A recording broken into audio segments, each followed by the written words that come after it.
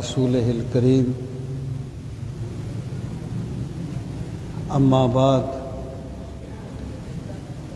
فاعوذ باللہ من الشیطان الرجیم بسم اللہ الرحمن الرحیم وَسَيُجَنَّبُهَا الْأَتْقَى الَّذِي يُؤْتِي مَالَهُ يَتَزَكَّى وَمَا لِأَحَدٍ عِندَهُ مِن نِّعْمَةٍ تُجْزَىٰ إِلَّا ابْتِغَاءَ وَجْهِ رَبِّهِ الْأَعْلَىٰ وَلَسَوْفَ يَرْضَىٰ صدق اللہ مولانا العظیم وبلغنا رسولہ النبی الکریم الامین ونحن علی ذالک لمن الشاہدین والشاکرین والحمد للہ رب العالمین رب اشرح لی صدری ویسر لی امری وَاحْلُلْ عُقْدَةً مِّن لِّسَانِي يَفْقَهُوا قَوْلِي اللهم أرنا الحق حقا وارزقنا اتباعه وأرنا الباطل باطلا وارزقنا اجتنابه اللهم أرنا الأشياء كما هي إن الله وملائكته يصلون على النبي يا أيها الذين آمنوا صلوا عليه وسلموا تسلیما اللہم صل وسلم علی سیدنا و مولانا محمد وعلی آل و اصحاب سیدنا ومولانا محمد وبارک وسلم وصلی علیہ الصلاۃ والسلام علیک یا رسول اللہ وعلى آلك وأصحابك يا حبيب الله الصلاة والسلام عليك يا شفيع المذنبين وعلى آلك وأصحابك يا رحمة للعالمين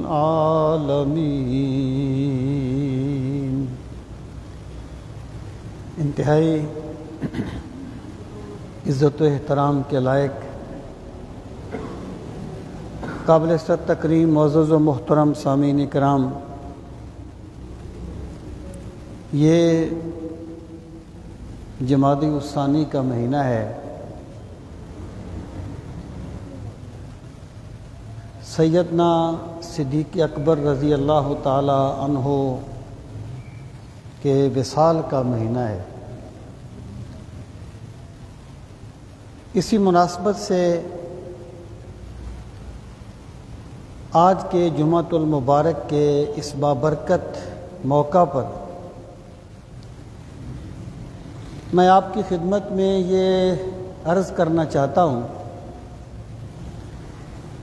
کہ سیدنا صدیق اکبر رضی اللہ تعالی عنہ نے کس طرح اسلام کی خدمات سر انجام دیں اور آپ کی دینی اور اسلامی خدمات کیا ہے؟ اس کی وجہ یہ ہے کہ رسول کریم صلی اللہ تعالیٰ علیہ وآلہ وسلم کے صحابہ کرام ہوں،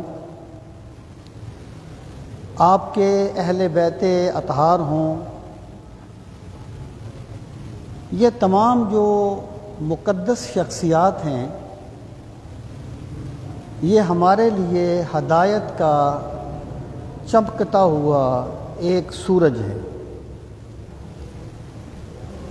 یہ سارے کے سارے مشعل راہ ہیں، تو بجائے اس کے کہ ان کی ذوات مقدسہ کو بحث کا محور بنایا جائے یا تکرار کا مرکز بنایا جائے، ہمیں چاہیے کہ ان افراد مقدسہ کی شخصیات کو سمجھیں اور انہوں نے جس طریقے سے زندگی بسر کی، جس طریقے سے اسلام کی خدمت کی، ہم ان چیزوں کو سمجھیں اور ان کا احساس کریں، اور پھر اللہ تعالیٰ سے یہ دعا مانگتے رہیں کہ مالک ان کے اخلاص کا کوئی قطرہ ہمیں بھی نصیب فرما دے۔ سامعین محترم، میں سیدنا صدیق اکبر رضی اللہ تعالی عنہ کی اسلامی خدمات کا جب تصور کرتا ہوں تو مجھے ایک پوری دنیا نظر آتی ہے۔ پہلے ہمیں یہ سمجھنا ہے کہ اسلامی خدمات ہیں کیا چیز۔ اسلام جو ہے وہ کسی فرد کا نام نہیں ہے، بلکہ اسلام جو ہے وہ اللہ تعالیٰ کے دین کا نام ہے۔ اب اس دین کو لے کر رسول کریم صلی اللہ تعالیٰ علیہ وآلہ وسلم کی ذات گرامی تشریف لائی، اس دین کا بیان قرآن کی شکل میں کیا گیا۔ اس دین کو پھیلانے میں کبھی جان کی خدمات درکار ہوئیں، کبھی مال کی خدمات درکار ہوئیں، کبھی اولاد کی خدمات درکار ہوئیں۔ تو سیدنا صدیق اکبر رضی اللہ تعالی عنہ کو جو شرف حاصل ہے کہ اللہ تعالیٰ نے آپ کو اسلام کی اتنی وسیع خدمات کا شرف نصیب فرمایا، جس کی پوری امت میں ایک منفرد شان ہے اور ایک ممتاز اور ایک الگ مقام ہے۔ ایک چیز یہ یاد رہے کہ اللہ تعالیٰ کا دین کسی فرد کا محتاج نہیں ہے، اور رسول کریم صلی اللہ تعالیٰ علیہ وآلہ وسلم کی ذات گرامی بھی کسی فرد کی محتاج نہیں ہے۔ اگر دین کی خدمت کی گئی، سرکار کی خدمت کی گئی، تو یہ خدمت کرنے والے کی سعادت ہے کہ اسے سرکار مدینہ نے اپنی خدمت کا شرف بخشا، اور یہ اللہ تعالیٰ کی نظر رحمت ہے کہ اللہ تعالیٰ نے اس فرد سے اپنے دین کا کام لیا، ورنہ اللہ تعالیٰ تو قادر مطلق ہے، وہ جو چاہے کر سکتا ہے۔ اٹھا ساکیا پردہ اسراج سے، لڑا دے ممولے کو شہباز سے۔ اللہ تعالیٰ تو کسی چیز کا محتاج نہیں ہے۔ اس لیے اس دور میں بھی دین کی خدمت کے تقاضے وہی ہیں، حالات بدل جاتے ہیں۔ اگر کسی بندے نے قرآن مجید کی کوئی خدمت کی، کسی مسجد مدرسہ کی کوئی خدمت کی، دین کے لیے کام کرنے والے کی کوئی خدمت کی، تو وہ بھی یہی سمجھے کہ میں بھی دین کا کام کر رہا ہوں، میں بھی اسلام کی خدمت کر رہا ہوں۔ سامعین محترم، سیدنا صدیق اکبر رضی اللہ تعالی عنہ کہ پہلے ذرا آپ شخصیت کا ایک اندازہ کیجئے تاکہ بات کو آگے بڑھانا آسان ہو۔ سیدنا صدیق اکبر رضی اللہ تعالی عنہ قریش کا ایک قبیلہ ہے بنو تیم، اس سے آپ کا تعلق تھا۔ قریش کے کئی قبیلے تھے، بنو امیہ بھی قریش کا قبیلہ تھا، حضرت عمر بن خطاب کا قبیلہ بنو عدی بھی قریش کا قبیلہ تھا۔ قریش کے بہت سے قبیلے تھے، بنو ہاشم سب سے معزز قبیلہ تھا، تو یہ بنو تیم سے ان کا تعلق تھا۔ اور سیدنا صدیق اکبر رضی اللہ تعالی عنہ رسول کریم صلی اللہ تعالی علیہ وآلہ وسلم سے 2.5 سال آپ کی عمر کم تھی، 2.5 یا 2 سال آپ کی عمر سرکار سے کم تھی، لیکن مکہ میں رہتے ہوئے سیدنا صدیق اکبر رضی اللہ تعالی عنہ کو اس وقت جب ابھی زمانہ جاہلیت تھا ایک خاص مقام حاصل تھا۔ اس کی وجہ یہ ہے کہ میں نے عرض کیا کہ قبیلہ تو کمزور تھا، یعنی بنو تیم جو ہے یہ قریش کے قبیلوں میں سے کوئی مادی طور پر طاقتور قبیلہ نہیں تھا، کمزور قبیلہ تھا، لیکن ابو بکر صدیق رضی اللہ تعالی عنہ کی شخصیت اتنی مسلمہ تھی کہ لوگ آپ کا اس طرح احترام کرتے تھے کہ جھگڑوں کے فیصلے آپ کرتے تھے، قتل کے فیصلے آپ کرتے تھے، اور آپ جو فیصلہ فرما دیتے تھے لوگ اس کا انکار نہیں کرتے تھے۔ دیت کا مال آپ کے پاس جمع ہوتا تھا، لوگ کسی اور پر اعتبار نہیں کرتے تھے، یا خون بہا کا مال آپ کے پاس جمع ہوتا تھا، لوگ کسی اور پہ اعتبار نہیں کرتے تھے۔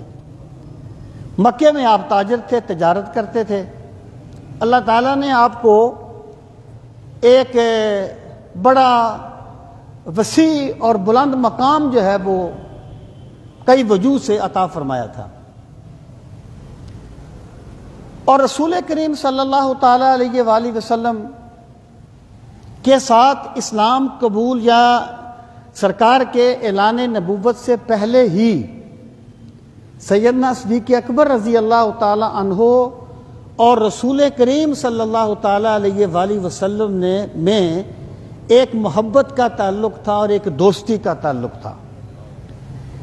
یعنی سیدنا صدیق اکبر کو جو شرف حاصل ہے کہ آپ رسول کریم صلی اللہ تعالی علیہ وآلہ وسلم کے اعلان نبوت سے قبل بھی آپ کی شخصیت کے قائل تھے، اور آپ کی ایک گہری دوستی تھی رسول کریم صلی اللہ تعالی علیہ وآلہ وسلم کے ساتھ، اور اس قدر شخصیت فطرت سلیمہ پر قائم تھی کہ سیدنا صدیق اکبر رضی اللہ تعالی عنہ نے کبھی کسی بت کو سجدہ نہیں کیا تھا، اور آپ نے زمانہ جاہلیت میں بھی کبھی شراب نہیں پی تھی، اور رسول کریم صلی اللہ تعالی علیہ وآلہ وسلم کے ساتھ آپ کا جو تعلق تھا، آپ اس سے اندازہ لگائیں کہ جب رسول کریم صلی اللہ تعالی علیہ وآلہ وسلم حضرت ابو طالب کے ساتھ شام کے سفر میں گئے تو اس وقت غلام کرائے پہ ملتے تھے، جیسے گاڑیاں ہمیں آج کل کرائے پہ ملتی ہیں، اس وقت غلام بھی کرائے پہ ملتے تھے۔ تو رسول کریم صلی اللہ تعالی علیہ وآلہ وسلم کی خدمت کرنے کے لیے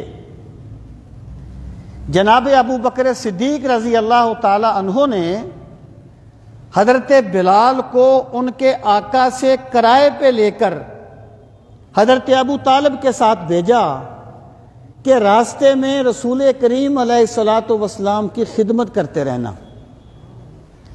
یعنی یہ وہ محبت کا تعلق تھا۔ اور پھر آپ دیکھیں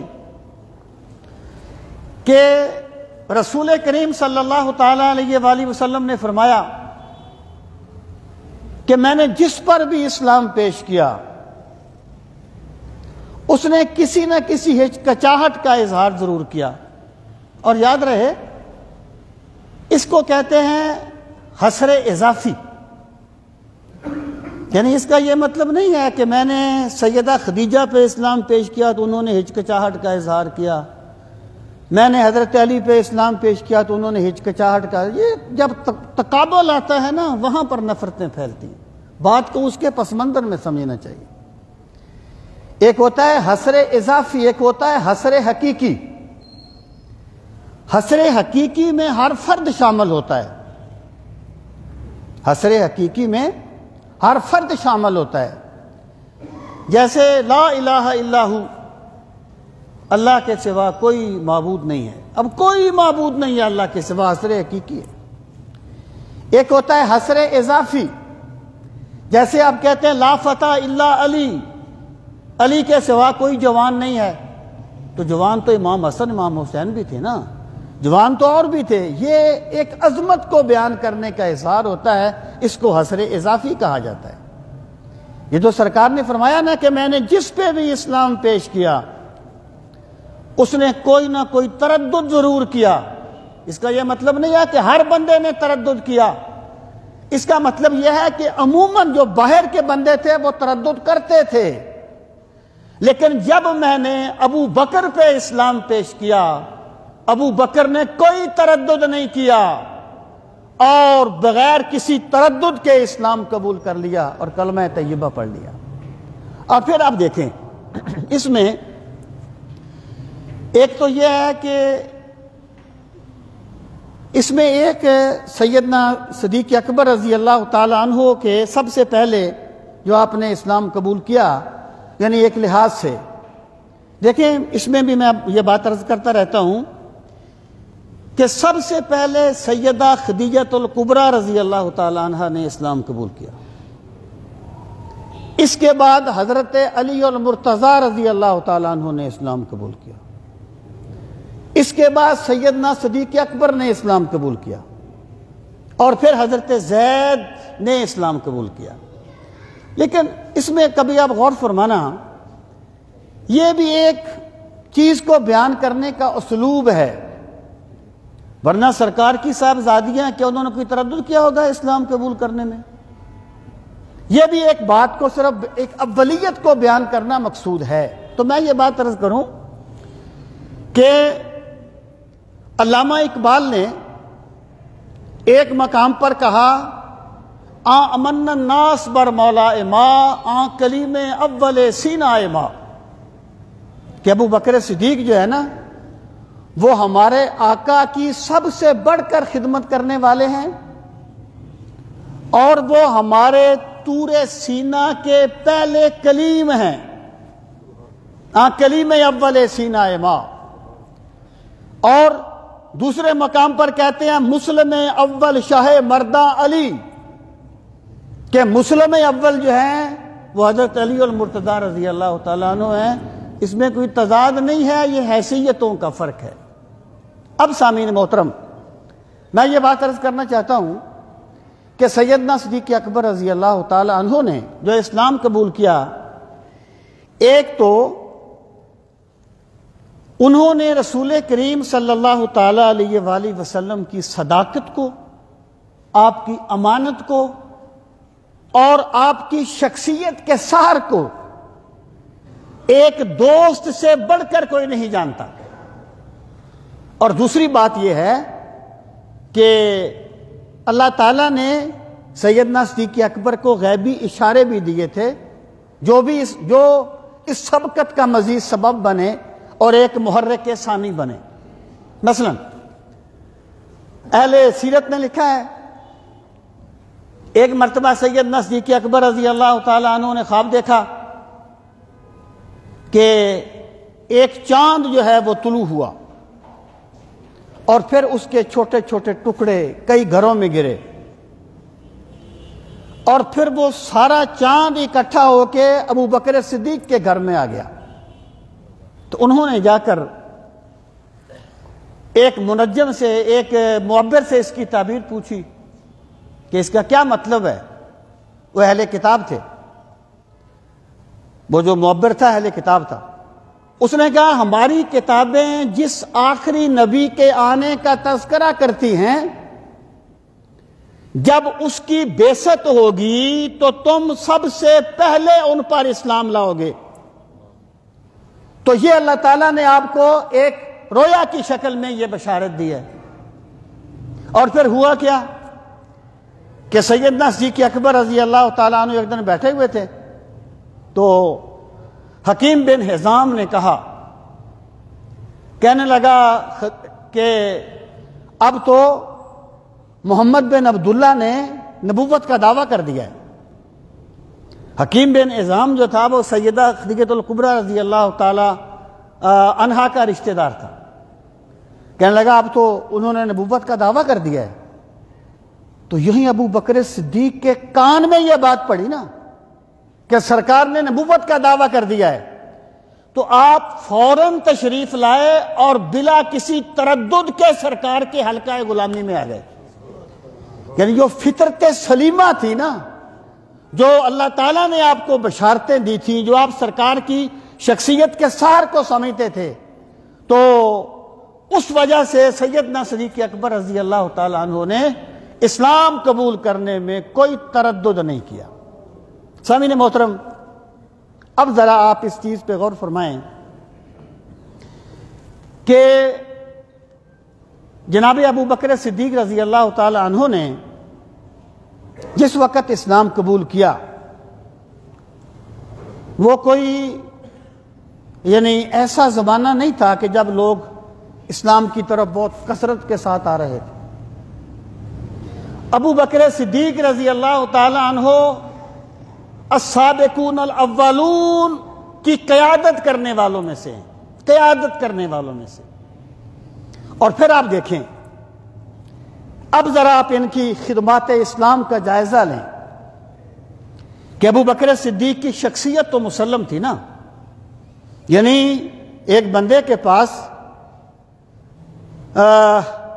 اگر کوئی ایسی خاندانی وجاہت نہ بھی ہو جو دوسرے طاقتور قبیلوں کے پاس ہو، لیکن دلیل کی بھی تو اپنی طاقت ہوتی ہے نا، دلیل بھی تو اپنے آپ کو مناتی ہے نا، شخصیت بھی تو اپنے آپ کو مناتی ہے۔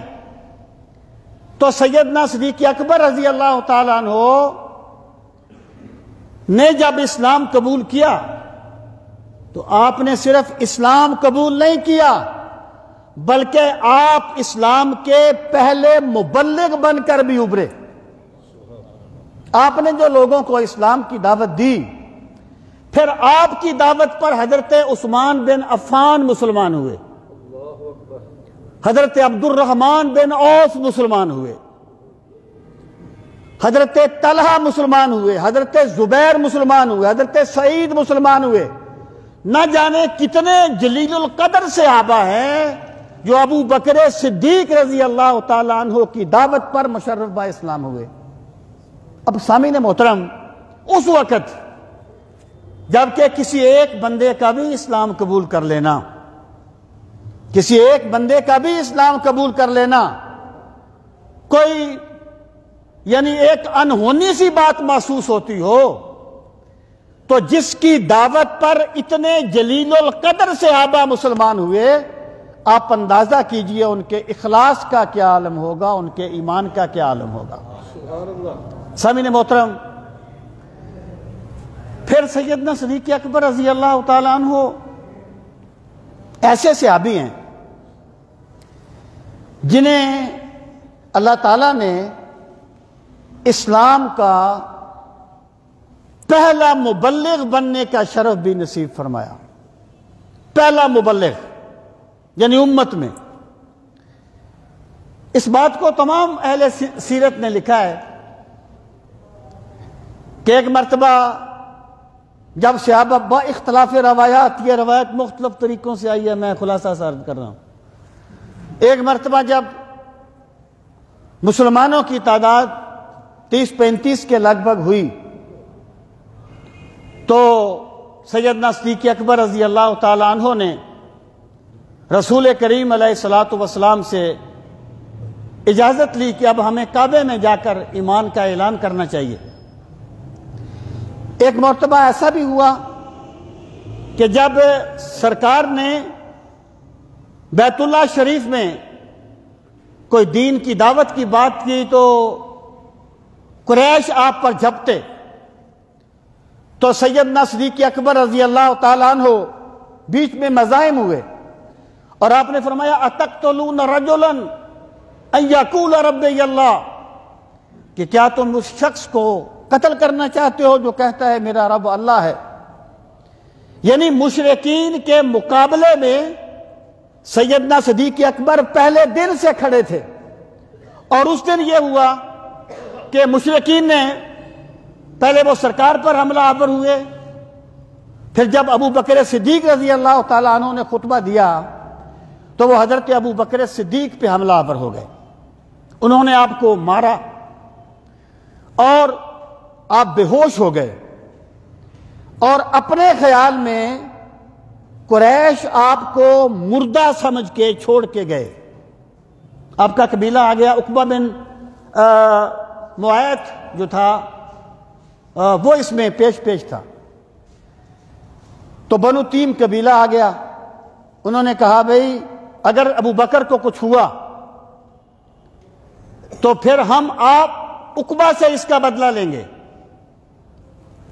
تو وہ آپ کو اٹھا کے لے گئے آپ کے قبیلے والے، آپ پورا دن بے ہوش رہے۔ جب شام کا وقت ہوا تو اب ظاہر ہے ایک دین مختلف ہے، آپ کے گھر والے تو بھی مسلمان نہیں ہوئے تھے، آپ کے والد تو فتح مکہ کے دن مسلمان ہوئے، آپ کی والدہ بھی اس وقت مسلمان نہیں تھی، ام الخیر ان کا نام تھا، تو لیکن ایک مطلب یہ ہے کہ ایک بندے پر حملہ کیا گیا ہے، قبیلے کے ایک بندے پہ حملہ کیا گیا ہے، تو قبیلے والے لوگ آ گئے پتہ کرنے کے لیے، اور وہ پریشان بھی تھے۔ جب آپ کو ہوش آیا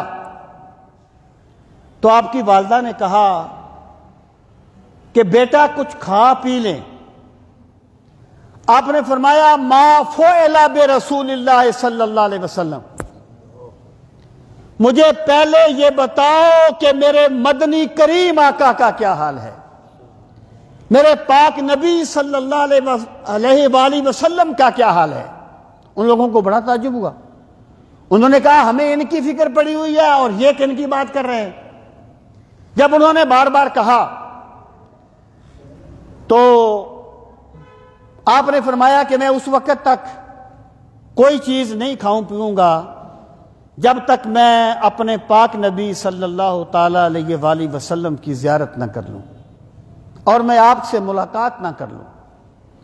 یعنی ابو بکر صدیق رضی اللہ تعالی عنہ کو اپنی جان کی فکر نہیں ہے، انہیں اپنی پرواہ نہیں ہے، انہیں رسول کریم علیہ الصلوۃ والسلام کا دیدار کر کے جو لذت ملتی ہے وہ ان کے سارے دکھوں کا مداوع ہے۔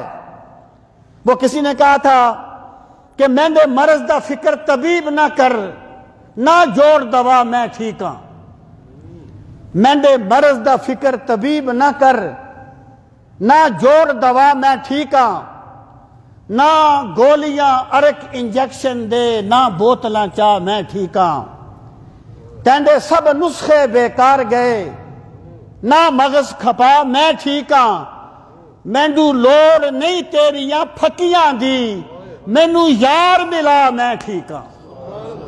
آپ نے فرمایا جب تک میں رسول کریم علیہ الصلوۃ والسلام کی زیارت نہیں کر لیتا اس وقت تک میں کوئی چیز نہیں کھاؤں گا، کوئی چیز نہیں پیوں گا۔ تو آپ کی والدہ نے ام جمیل بنت عمر سے کہا، وہ مسلمان تھی، کہ ان کی بات کا جواب دو۔ اب وہ بھی ڈر رہی ہیں کہ پتہ نہیں اگر میں بتاتی ہوں تو یہ مجھ پر حملہ آور ہو جائیں گے۔ تو ام جمیل بنت عمر نے ادھر ادھر دیکھا تو پھر اس نے بتایا کہ سرکار خیریت سے ہیں۔ تو ابو بکر صدیق نے کہا کہ مجھے لے چلو اپنے نبی صلی اللہ تعالی علیہ وآلہ وسلم کی خدمت میں۔ تو حضرت ام الخیر اور حضرت ام جمیل آپ کو لے گئیں سرکار کی بارگاہ میں۔ اس وقت ابو بکر صدیق رضی اللہ تعالیٰ عنہ زخموں سے چور تھے.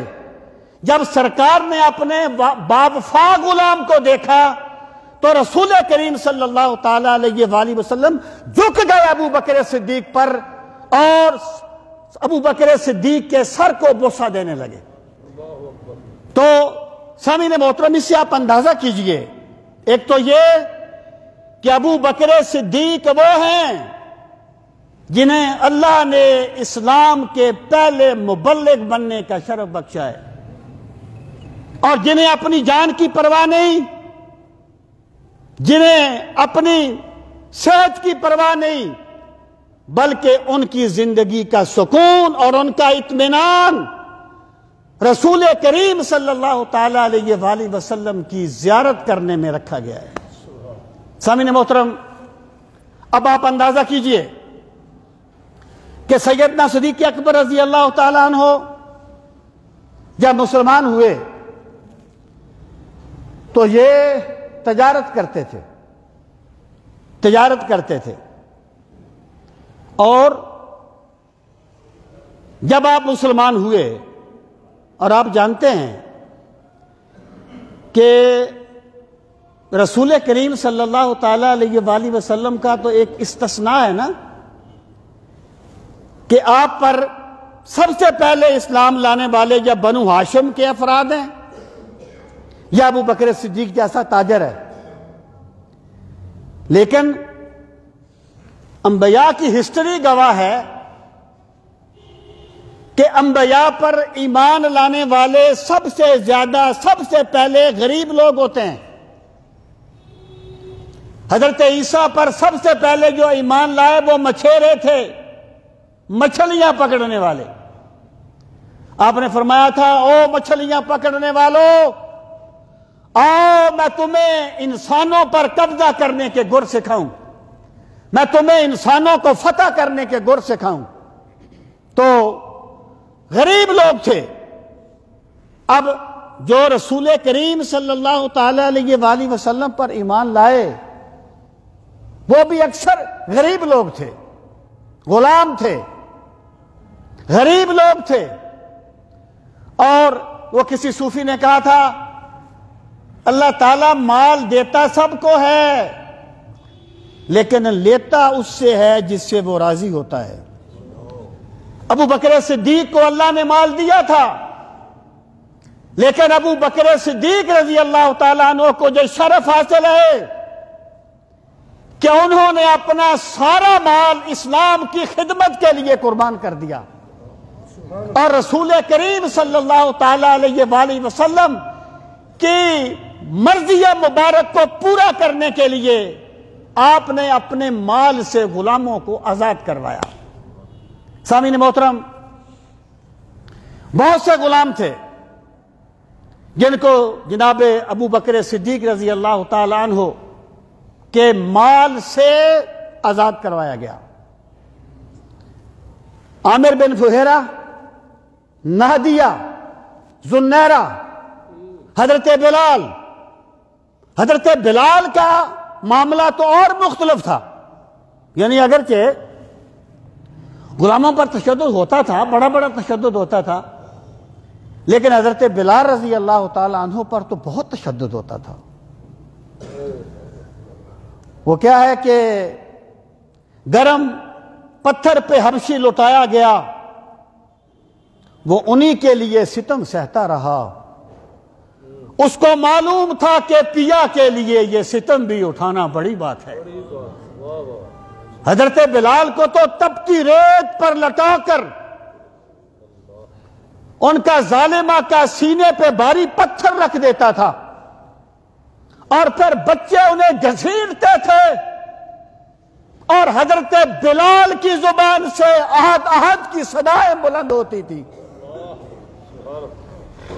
اس وقت اللہ کا ذکر کرنا، اور ان کا یہ خیال ہوگا کہ شاید یہ سختیاں جو ہے نا یہ حضرت بلال کے ایمان کو کمزور کر دیں گی، لیکن انہیں یہ پتہ نہیں تھا یہ توحید کا نشہ جس کو چڑھ جاتا ہے اس کی جان جا تو سکتی ہے لیکن وہ توحید سے غداری نہیں کر سکتا. مٹا دیا میرے ساقی نے عالم منو تو، پلا کے مجھ کو میں لا الہ الا ہوں۔ یہ جو لا الہ کا نشہ ہے نا، یہ حضرت بلال پہ چڑھا ہوا تھا۔ پھر آپ دیکھیے کیا ہوا کہ رسول کریم صلی اللہ تعالی علیہ وآلہ وسلم ابو بکر صدیق کے ساتھ جا رہے تھے۔ آپ نے دیکھا حضرت بلال پر اس طریقے سے تشدد کیا جا رہا ہے، اور یہ چیز بھی ہمیں یاد رکھنی چاہیے کہ غلاموں پہ تشدد کرنا ان کے قانون میں غلط نہیں تھا۔ یعنی اس معاشرے میں انسانی اقدار ختم ہو گئی تھی۔ ان کا خیال یہ تھا یہ میرا غلام ہے، جیسے سبزی ہے میری ہے، میں چاہوں گا تو کاٹوں گا، چاہوں گا تو رکھوں گا، میرا غلام ہے، میں اسے بھوکا ماروں، میں اسے پیاسا رکھوں، میں اسے ماروں پیٹوں، میرا جو غلام ہوا۔ یہ پوری دنیا میں غلامی کا یہی رواج تھا، اور غلاموں کی عزت کو سب سے پہلے میرے کملی والے آقا نے بحال کیا تھا۔ آپ نے فرمایا تھا جب آخری خطبہ دیا تھا نا، اس میں بھی آپ نے یہ فرمایا تھا لوگوں غلاموں کا خیال رکھنا۔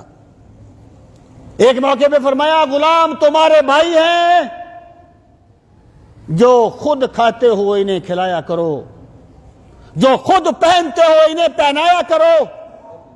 یہ تکریم انسانیت کا جو درس ہے، یہ کائنات کو میرے پاک نبی نے پڑھایا ہے۔ سامعین محترم، حضرت بلال کا یہ عالم دیکھا تو رسول کریم صلی اللہ تعالی علیہ وآلہ وسلم نے فرمایا کہ ابو بکر، ہم ایسا کیوں نہ کریں کہ بلال کو آزاد کروا لیں۔ سرکار نے حکم نہیں دیا تھا، ابو بکر صدیق کو حکم نہیں دیا تھا کہ آپ نے بلال کو آزاد کروانا ہے، لیکن جب محبت ہو نا، پھر وہ حکم کا انتظار نہیں کرتی۔ محبت تو محبوب کے اشاروں پہ سب کچھ قربان کر دیتی ہے۔ حکم نہیں دیا تھا تو رسول کریم صلی اللہ تعالی علیہ وآلہ وسلم نے خواہش کا اظہار فرمایا کہ ابو بکر ایسا کیوں نہ کرے کہ ہم اکٹھے ہو کر غلام کو، بلال کو آزاد کروا لیں۔ تو جناب ابو بکر صدیق رضی اللہ تعالیٰ عنہ، اور یاد رکھنا ابو بکر جو ہے نا یہ آپ کی کنیت ہے، نام آپ کا عبداللہ تھا، لقب آپ کا عتیق تھا، کیونکہ اللہ نے آپ کو دوزخ سے آزاد فرما دیا تھا۔ تو ابو بکر جو ہے نا یہ آپ کی کنیت ہے، اور بکر یا باکورا یہ کہتے ہیں، اس میں اولیت کا مفہوم پایا جاتا ہے۔ مثلا بکرتن و اصیلا، بکرا کہتے ہیں صبح کا وقت جب سورج طلوع ہوتا ہے، اور باکورا کہتے ہیں پہلا پھل، پہلا جو پھل آتا ہے نا تازہ نیا نیا، اس پہلے پھل کو باکورا کہتے ہیں۔ تو ابو بکر کا معنی ہے سبقت لے جانے والا، یعنی رسول کریم صلی اللہ تعالی علیہ وآلہ وسلم کی غلامی میں جو بھی آیا کمال کر گیا، لیکن جو سب سے سبقت لے گیا وہ ابو بکر صدیق رضی اللہ تعالیٰ عنہ کی ذات گرامی ہے۔ سامعین محترم، میں یہ عرض کر رہا تھا، آپ نے فرمایا ابو بکر ہم اس بلال کو آزاد کیوں نہ کروا لیں۔ تو ابو بکر صدیق رضی اللہ تعالیٰ عنہ نے سرکار کی منشا کو سمجھ لیا، سرکار کی مرضی کو سمجھ لیا، گھر آئے اور حضرت بلال کے آقا کے پاس گئے، امیہ اس کا نام تھا، بڑا بدبخت آدمی تھا، بدر میں قتل ہوا تھا۔ آپ نے پوچھا یہ غلام میں تجھ سے خریدنا چاہتا ہوں۔ ایک ابو بکر صدیق کا بھی غلام تھا، بڑا زیرک تھا، بڑا فتین ذہین تھا، اس نے کہا خرید لو، لیکن ایک تو وہ غلام لوں گا، اور دوسرا اس نے دیر سارا سونا مانگا کہ میں تم سے اتنا سونا بھی لوں گا۔ ابو بکر صدیق یہ چاہتے تھے کہ جو بھی ہو جائے میرے کملی والے کی مرضی پوری ہو جائے۔ سرکار کا منشا پورا ہو جائے۔ آپ نے فرمایا ٹھیک ہے، آپ نے وہ سونا دیا، وہ ڈھیر سارا سونا تھا، غلام کو بھی آزاد کروا لیا، حضرت بلال کو آزاد کروا لیا۔ تو امیہ کہنے لگا اب دنیا داروں کے اپنے پیمانے ہوتے ہیں، یعنی ہم عقل مندی اور بے وقوف کے پیمانے ایمان والوں کے اپنے ہوتے ہیں، دنیا داروں کے اپنے ہوتے ہیں۔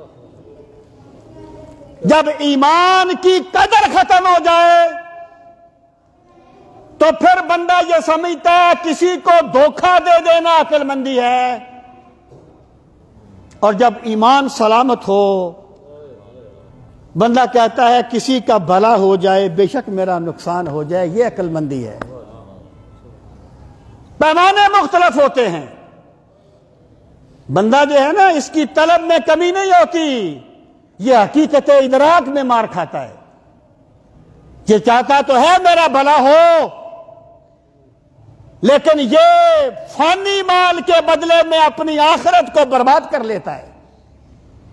تو امیہ کہنے لگا ابو بکر تم بڑے زیرک تاجر تھے، تم نے بڑے گھاٹے کا سودا کیا ہے، یہ حبشی غلام دے دیا، حبشی غلام لے لیا اور اپنا زیرک غلام دے دیا، اتنے پیسے بھی دے دیے۔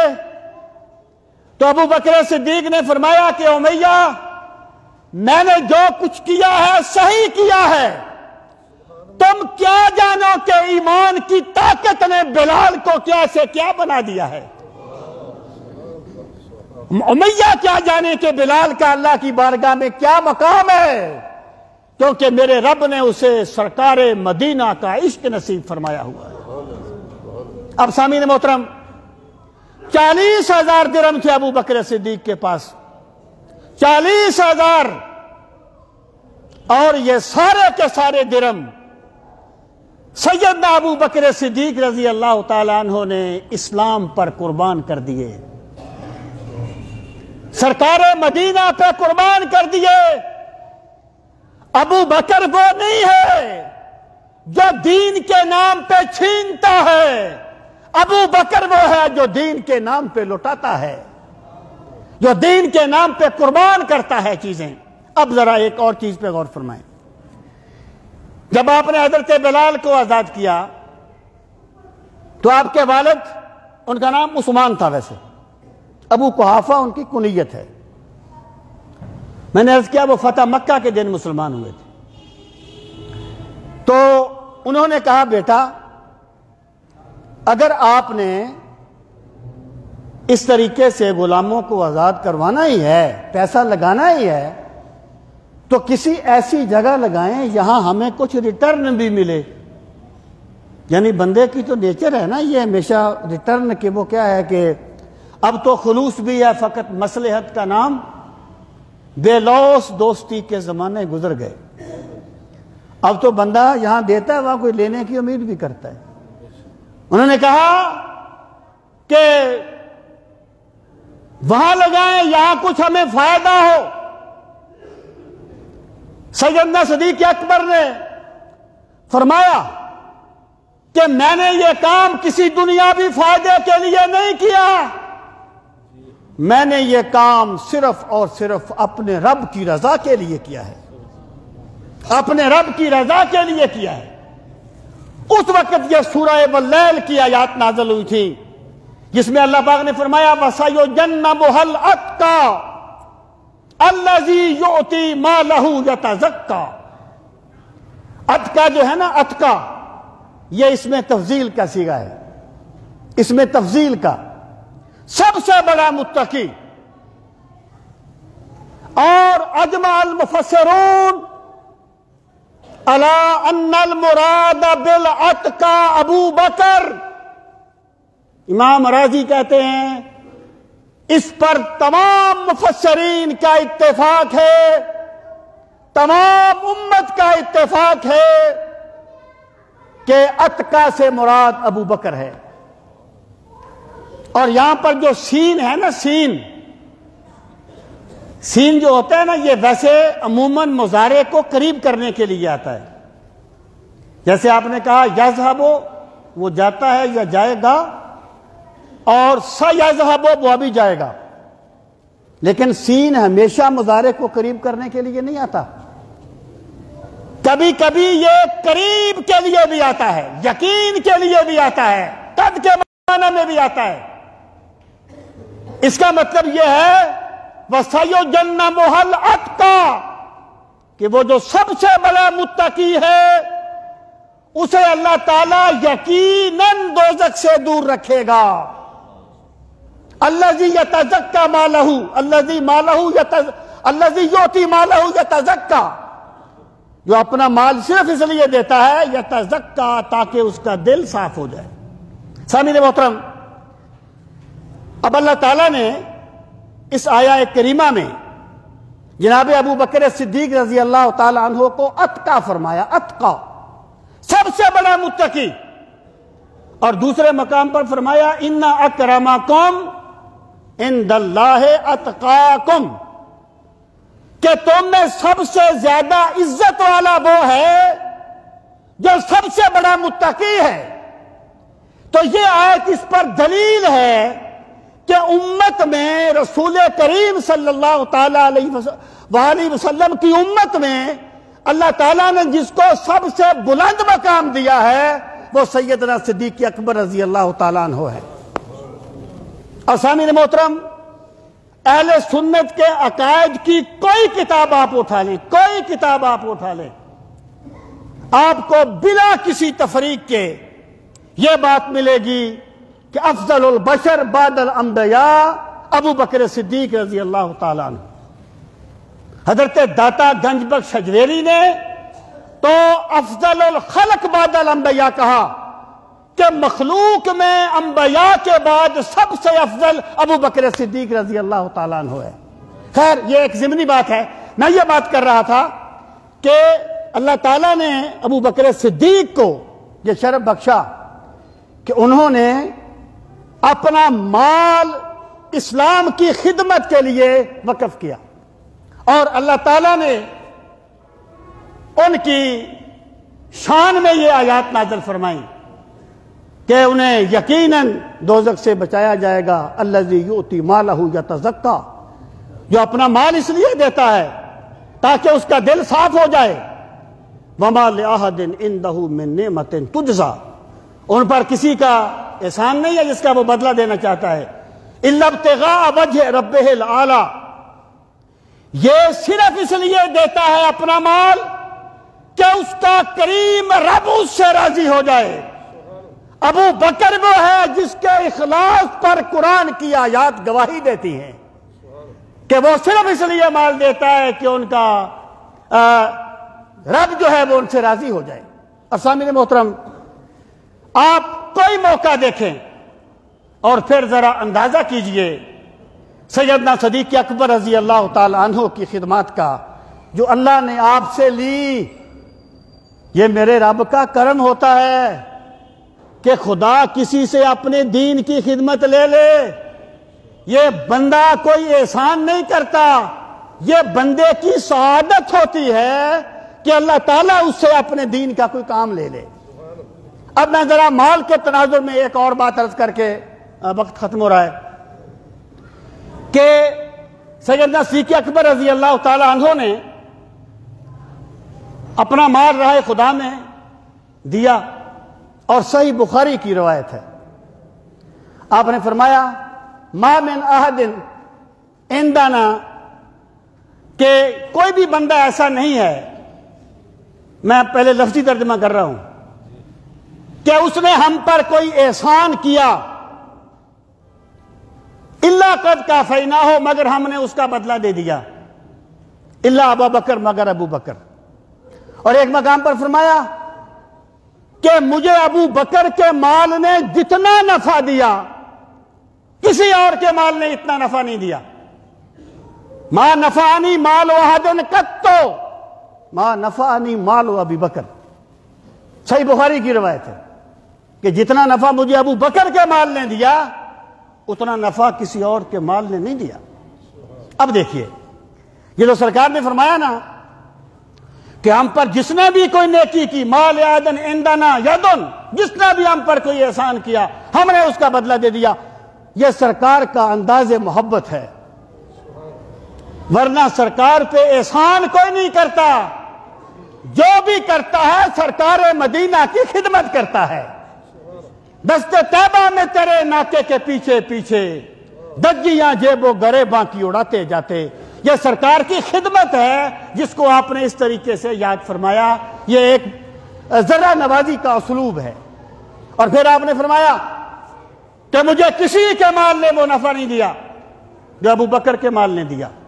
دیکھیے میرے بھائی، بات یہ ہے کہ ابو بکر صدیق رضی اللہ تعالی عنہ کوئی مال کے اعتبار سے سب سے امیر نہیں تھے۔ عبد الرحمن بن عوف بڑے امیر تھے، اور بھی صحابہ بڑے امیر تھے۔ ابو بکر کے مال کے اعتبار سے آپ سب سے زیادہ امیر نہیں تھے۔ اس کا مطلب کیا ہے کہ جتنا نفع مجھے ابو بکر کے مال نے دیا، اس کا مطلب یہ ہے کہ ابو بکر نے اپنا مال اس وقت خرچ کیا دین کی خدمت میں جب کسی اور نے نہیں کیا۔ تو اس طریقے سے رسول کریم صلی اللہ تعالی علیہ وآلہ وسلم نے جناب صدیق اکبر کے انفاق فی سبیل اللہ کی تحسین فرمائی۔ اور پھر ذرا آپ وہ منظر دیکھ لیں کہ جب رسول کریم صلی اللہ تعالی علیہ وآلہ وسلم نے فرمایا کہ مال دو، یہ غالباً غزوہ تبوک کی بات ہے، تو حضرت عمر کہتے ہیں اس وقت میرے پاس بڑا مال تھا، میں نے سوچا ابو بکر ہمیشہ مجھ سے سبقت لے جاتے ہیں نیکی کرنے میں، آج میں ابو بکر سے سبقت لے جاؤں گا۔ صحابہ کرام نیکیوں میں مقابلہ کرتے تھے۔ فرماتے ہیں آدھا مال لے کر سرکار کی بارگاہ میں پہنچ گئے، تو آپ نے پوچھا گھر والوں کے لیے کیا چھوڑا؟